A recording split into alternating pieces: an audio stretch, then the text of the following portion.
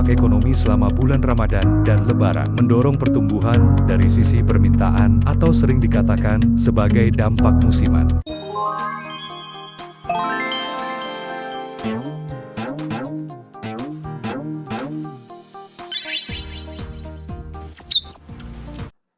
Oke Kasur, balik lagi di siasat ekonomi. Menjelang Ramadan ini, lu melihat perkembangan ekonomi Indonesia itu kayak gimana Kasur? Oke, jadi kalau kita membaca perkembangan perekonomian Indonesia gitu ya, itu kan banyak indikator sebenarnya. Bisa kita lihat dari inflasi, bisa kita lihat dari nilai tukar rupiah terhadap dolar Amerika Serikat, bisa kita lihat dari pertumbuhan ekonomi, bisa kita lihat dari produk domestik bruto gitu ya, pertumbuhan ekonomi. Terus juga kita bisa lihat juga dari belanja negara gitu atau pendapatan negara. Nah, itu sebenarnya banyak sih indikator atau mungkin indeks harga saham juga menjadi salah satu indikator kadang yang sering dijadikan alat ya bagi para ekonom atau bagi para pemerintah dalam membuat kebijakan termasuk juga membaca pertumbuhan ekonomi di Indonesia gitu. Nah, jadi dari beberapa indikator ini menurut saya yang paling pas yang mampu menggambarkan kondisi perekonomian Indonesia nih saat ini itu yang paling pas itu kita lihat dari laporan Badan Pusat Statistik ya, BPS.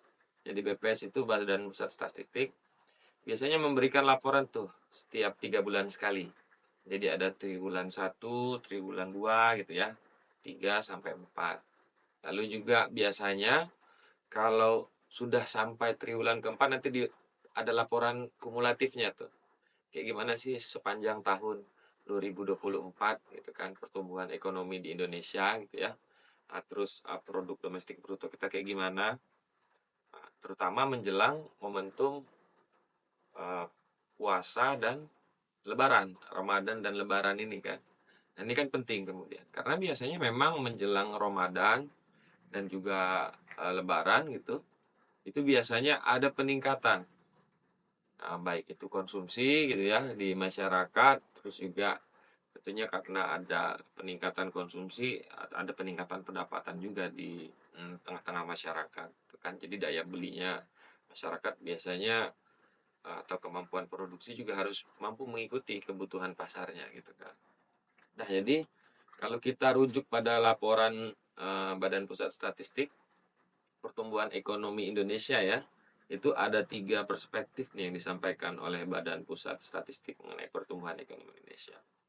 Yang pertama itu Q2Q, yang kedua itu Y on Y, terus yang ketiga C2C.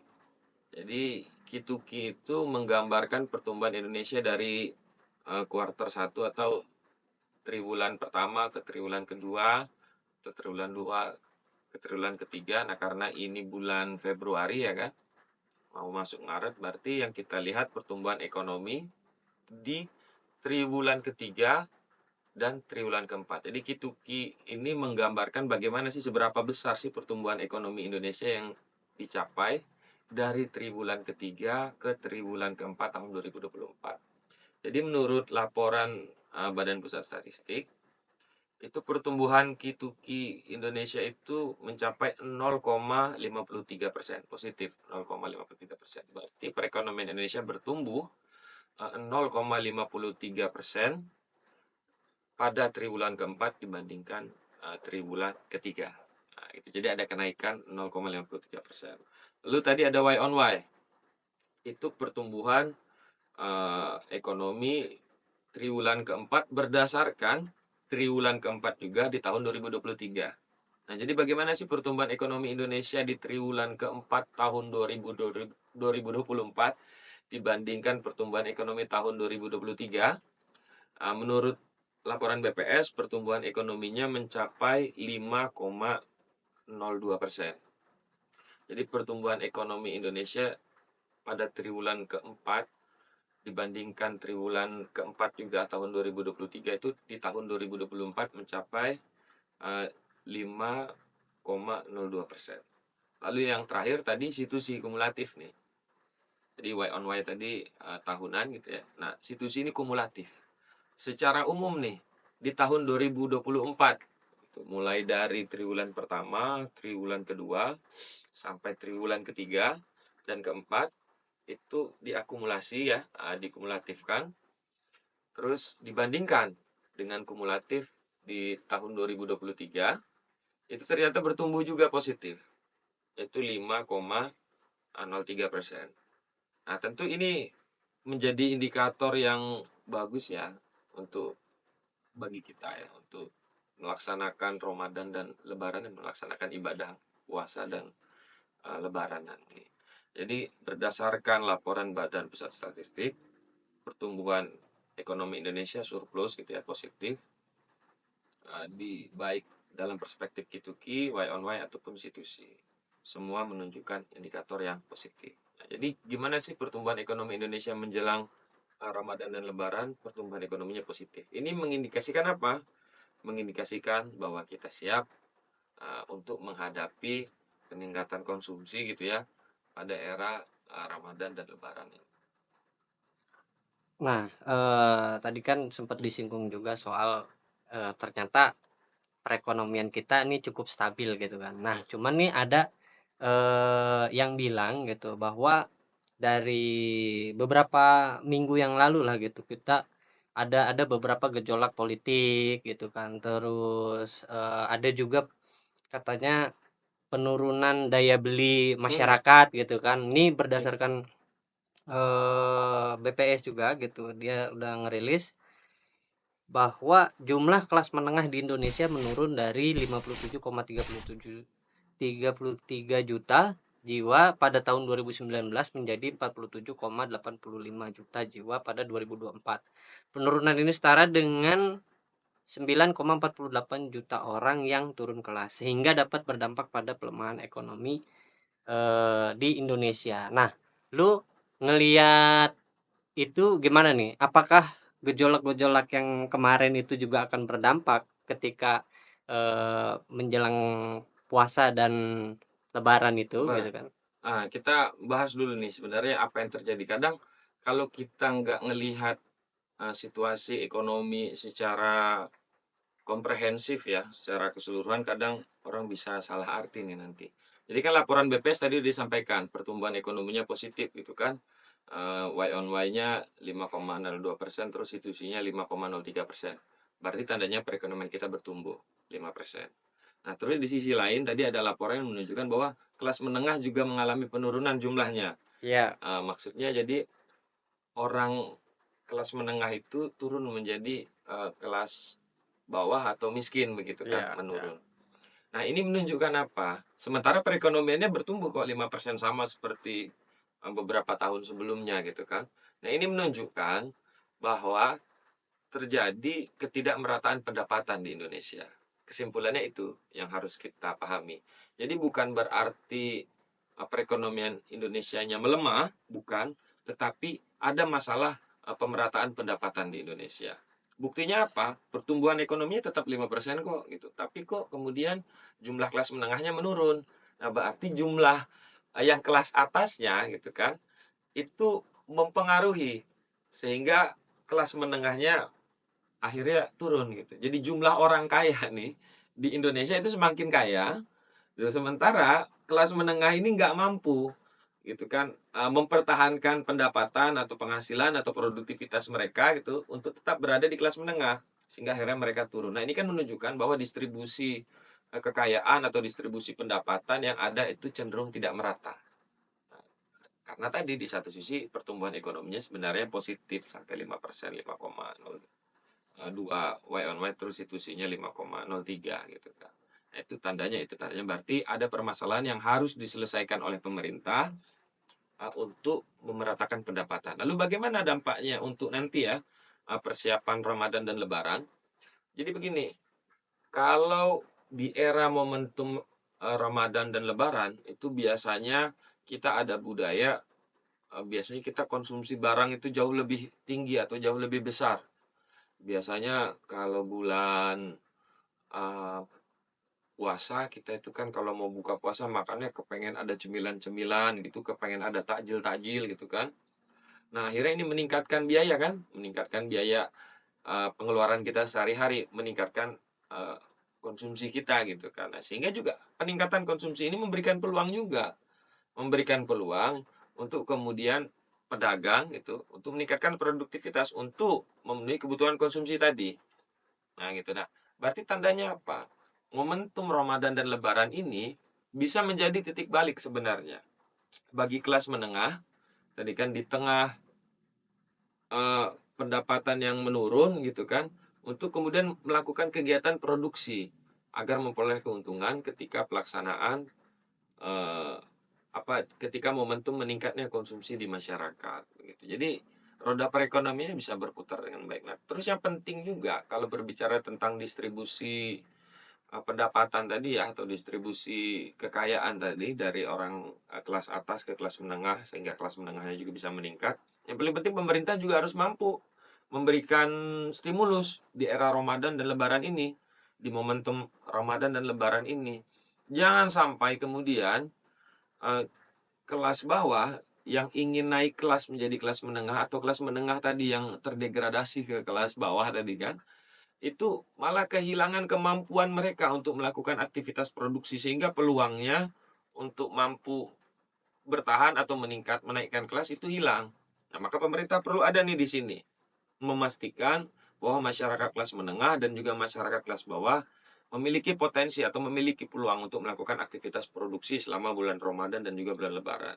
Selama bulan Ramadan dan juga momentum Lebaran nanti. Kayak gitu Oke, sih. tadi disinggung juga soal apa yang harus dilakukan pemerintah. Tapi sebelum ke situ, gue mau tanya, bagaimana kecenderungan kondisi ekonomi Indonesia seperti inflasi dan ketersediaan barang pada saat Ramadan dan Lebaran pada era sebelumnya. Nah, ini kan kita juga butuh perbandingan antara tahun lalu Mm-mm. dengan masa sekarang gitu. Iya, memang tadi. Jadi yang pasti kalau momentum Ramadan dan Lebaran itu ada kenaikan harga ya. Nah, apa sih sebenarnya yang menyebabkan kenaikan harga? Kan kayak gitu.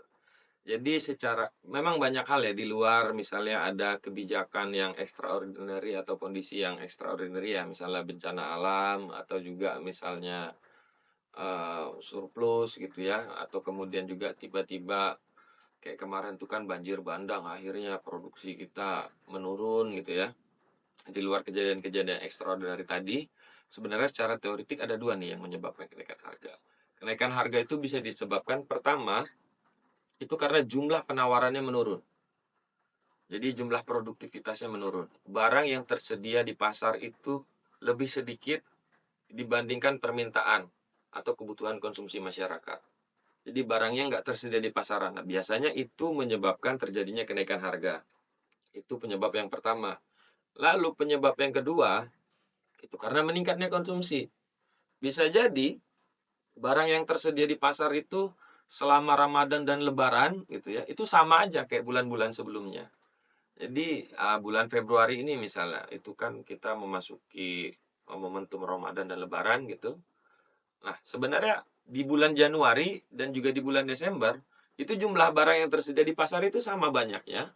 Tapi karena jumlah konsumsinya meningkat, maka akhirnya ini bisa memicu kenaikan harga. Jadi ada dua faktor tadi. Yang pertama tadi jumlah eh, barang yang di pasarannya menurun, penawarannya menurun, atau yang kedua konsumsinya meningkat. Jadi ada dua faktor yang menyebabkan kenaikan harga. Lalu apa sebenarnya yang terjadi di momentum Ramadan dan Lebaran ini? Yang terjadi adalah jumlah konsumsinya yang meningkat. Yang kedua tadi, jumlah barang yang tersedia eh, sudah dilaporkan ya oleh pemerintah. Terus selama momentum sebelumnya juga sebenarnya ada. Beras itu selalu ada gitu kan untuk dibeli oleh masyarakat, mampu memenuhi kebutuhan masyarakat, tetapi karena konsumsinya meningkat, akhirnya memberikan ruang untuk kenaikan harga. Nah, itu yang terjadi selama momentum Ramadan dan Lebaran kalau kita analisis dari periode-periode Ramadan dan Lebaran sebelumnya. Oke, tadi kan juga sempat ya lo singgung soal bagaimana pemerintah itu harus berperan gitu kan. Mm-mm. Kira-kira apa sih yang perlu dilakukan oleh pemerintah dalam menjaga perekonomian di momentum Ramadan dan Lebaran? perlu nggak sih menurut lu untuk menetapkan HET gitu kan, harga eceran tertinggi agar apa namanya, harga-harga bahan pokok atau sembako itu bisa stabil gitu? Nah, itu penting ya. Jadi istilahnya mungkin operasi pasar. Mungkin nanti bisa dipimpin sama Kementerian Perdagangan gitu ya atau Kemenko Perekonomian. Jadi memang jangan sampai juga momentum Ramadan dan Lebaran ini yang diikuti dengan peningkatan konsumsi atau permintaan atas barang gitu kan. Itu dimanfaatkan oleh orang-orang yang tidak bertanggung jawab atau aksi ambil untung yang akhirnya merugikan masyarakat. Nah, itu yang berbahaya. Kadang orang ngelihat, oh ini kebetulan eh, permintaan cabai merah lagi naik atau permintaan bawang lagi naik. Nah, maka kemudian akhirnya oleh pedagang, oleh produsen dinaikkan sesuka hatinya aja. Karena orang mau berapapun harganya kayaknya bakalan tetap dibeli deh. Gitu kan. Karena pengen tentu pas buka puasa makannya yang enak gitu. Maka kemudian akhirnya ada orang-orang jahat gitu kan yang akhirnya mampu menyebabkan masyarakat mengalami kerugian.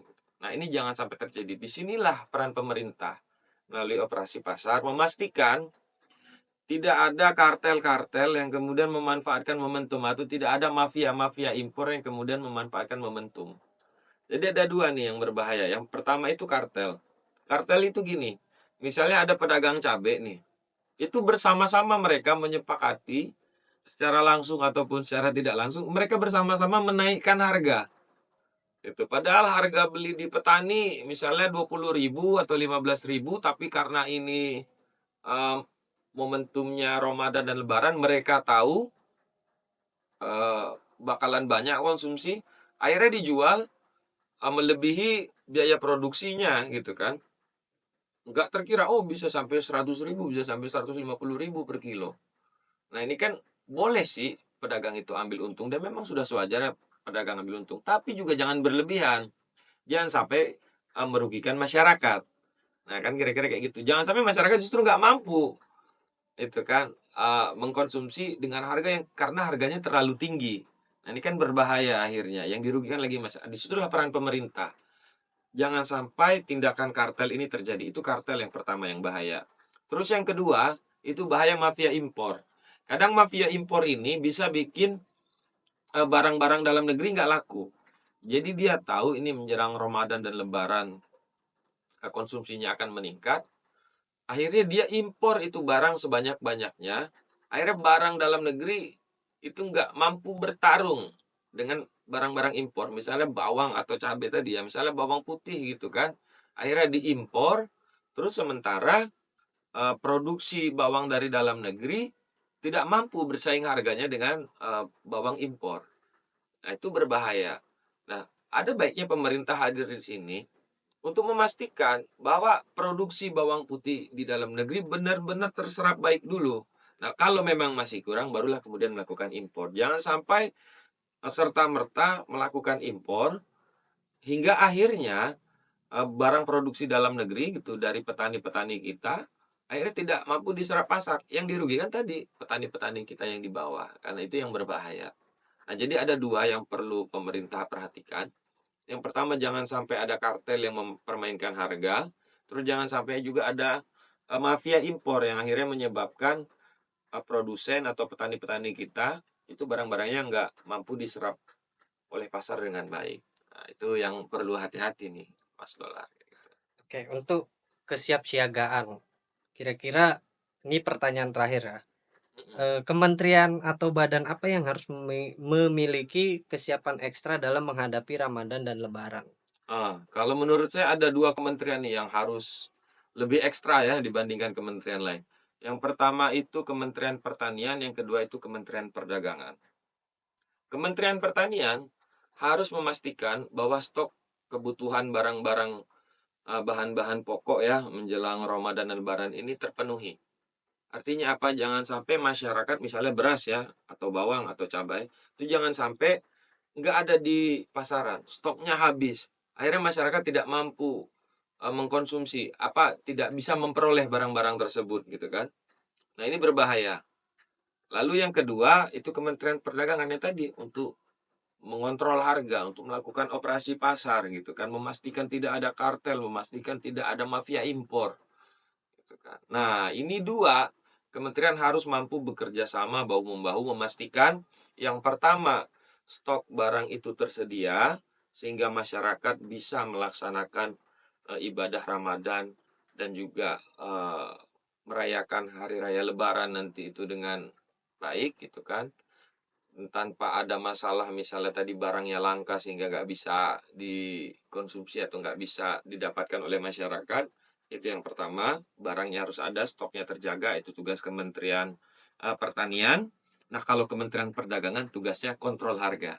Jangan sampai harganya dimainin sama kartel dan mafia impor. Nah, itu kira-kira 2 kementerian itu yang harus lebih fokus ya, lebih lebih ekstra mungkin tugasnya dibandingkan kementerian lain. Mungkin seperti itu untuk menjelang Ramadan dan Lebaran.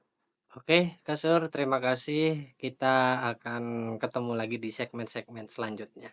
Oke, terima kasih.